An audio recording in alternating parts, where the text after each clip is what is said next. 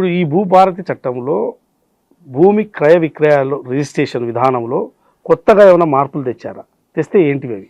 ఒక 3 కీలక మార్పులు వచ్చినాయి. వాటి గురించి మాట్లాడే ముందు ఇప్పుడు ఏం జరుగుతుందో చూద్దాం. ఈ రోజున మీరు తెలంగాణలో వ్యవసాయ భూమి కొనాలనుకుంటే ఇప్పుడు ఏం జరుగుతుంది అంటే, భూభారతి రాకముందు ఏం జరిగేది, మీరు ఒక స్లాట్ బుక్ చేసుకోవాలి. ధరణి పోర్టల్కి వెళ్ళి కానీ ఈ సేవా సెంటర్కి వెళ్ళి తహసీల్దార్ దగ్గర డేటు టైం బుక్ చేసుకోవాలి.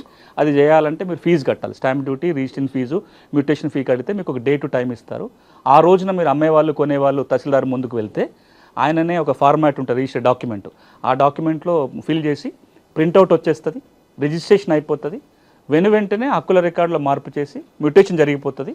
కొత్త పాస్బుక్ జారీ చేయటమో, కొన్నాయన కనుక ఆల్రెడీ పాస్బుక్ ఉంటే దాంట్లో ఎంట్రీ చేసి ఇచ్చేస్తాడు. ఇది ప్రక్రియ.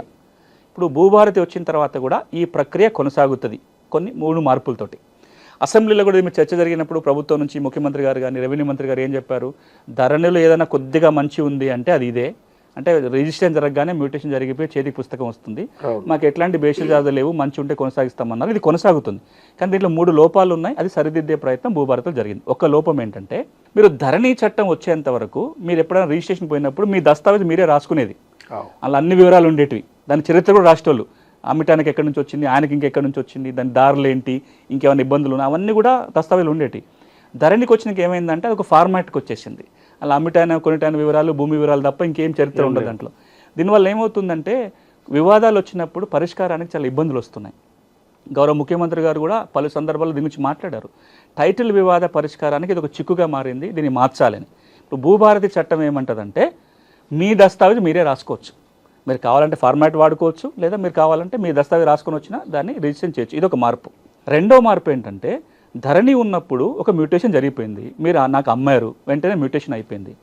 అసలు మీరు ఆల్రెడీ ఇంకెవరికి అమ్ముంటారు, ఆయన రిజిస్ట్రేషన్ చేసుకోలే, మీ పేరు కొనసాగింది, మీరు వచ్చి అమ్మేశారు. నా మ్యూటేషన్ మీద ఇప్పుడు అభ్యంతరం ఉంది.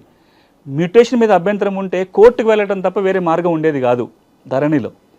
భూభారత్ ఏమంటుందంటే, ఈ మ్యూటేషన్ మీద కనుక అభ్యంతరం ఉంటే, అమ్మకాలు కొనుగోలు జరిగినప్పుడు డాక్యుమెంట్ రిజిస్ట్రేషన్ మీద అభ్యంతరం ఉంటే ఏం చేయలేం, కానీ మ్యూటేషన్ కూడా అభ్యంతరం ఉంటే కోర్టుకు వెళ్ళాల్సిన పని లేదు. ఆర్డీఓకి మొదటి అప్పీల్ చేసుకోవచ్చు, జిల్లా కలెక్టర్కి రెండో అప్పీల్ కింద వెళ్ళే అవకాశం ఉంది. ఇది రెండో మార్పు. ఇక మూడో మార్పు, ఇది తెలంగాణలో ఒక రెవల్యూషనరీ చేంజ్ చేయబోతున్న మార్పు. ఇదేంటి, రాబోయే రోజులలో ప్రభుత్వం ఒక డేట్ చెప్తుంది. ఆ డేట్ నుంచి ఈ మూడో నియమం అమల్లోకి వస్తుంది. అదేంటంటే, మీ భూమి రిజిస్ట్రేషన్ చేసుకునే ముందే మ్యాప్ కంపల్సరీ. మీరు లైసెన్స్ సర్వే దగ్గరికి పోయి మీరు ఏ భూమి అయితే కొంటున్నారో దాన్ని సర్వే చేయించుకొని ఆ మ్యాప్ని మీ దస్తావేజుకి దత్తపరిచిన మాత్రమే రిజిస్ట్రేషన్ అవుతుంది. దీని మీద చాలామందికి అనుమానాలు వస్తున్నాయి. అంటే మ్యాప్ ఎట్లా తయారు చేస్తారు, ఎవరు చేస్తారు, ఎవరి మీద, దాని గురించి మాట్లాడుకోవాలి. బట్ ఈ మ్యాప్ రావటం వల్ల ఏమవుతుందంటే, ఒక 5 ఏళ్ళ 10 ఏళ్లలో తెలంగాణలో గ్రామాల్లో సగం పైగా భూమి కొత్తగా సర్వే అయిపోతుంది. దీన్ని మనం ఇంక్రిమెంటల్ సర్వే అంటాం. అంటే ఎప్పుడెప్పుడు లావాదేవీ జరిగితే ఆ భూమికి సర్వే అయిపోతుంది. దానివల్ల మన రీసర్వే సమస్య నుంచి బయటపడడానికి ఉంటుంది.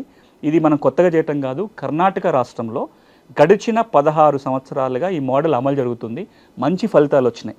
నేను కర్ణాటక విజిట్కి పోయినప్పుడు, నేను కోదండరెడ్డి గారు అక్కడ ఉన్న ఇష్యూస్ని అర్థం చేసుకోవడానికి పోయినప్పుడు రెవెన్యూ మంత్రి గారు ఒక మాట అన్నారు. అక్కడ రెవెన్యూ మంత్రి గారు, నేను వారిని అడిగా, కర్ణాటక రాష్ట్రము కంప్యూటరీకరణ చాలా ముందు మొదలుపెట్టిన వాళ్ళు. 2004 నుంచే కంప్యూటరీకరణ జరుగుతుంది.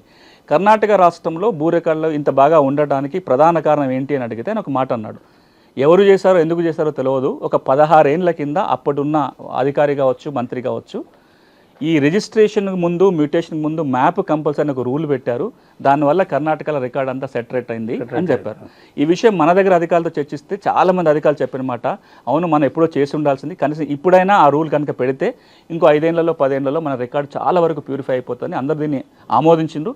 ఆ రూల్ ఈ భూభారతిలో రాబోతుంది. క్రయ విక్రయాల వల్ల అంత సర్వే జరుగుతుంది. ఇప్పుడు మీరు ఇళ్ల స్థలాలు కొనుక్కున్నప్పుడు దస్తావేజ్ లాస్ట్ పేజీలో ఒక రఫ్ మ్యాప్ ఉంటుంది.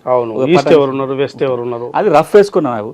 ఇదే మనం ఒక లైసెన్స్ సర్వేర్ పోయి జీపీఎస్ ఉంటుంది కాబట్టి లాంగిట్యూడ్ లాటిట్యూడ్స్ అక్షాంశాలు రేఖాంశాలు ఫిక్స్ చేసి కనుక మ్యాప్ తయారు చేస్తే గెట్టు తగాదాలు, ఏది కొనం ఏది కొనం, డబుల్ రిజిస్ట్రేషన్స్, ఇవన్నీ కూడా మనం నిరోధించడానికి ఈ నియమం ఉపయోగపడుతుంది.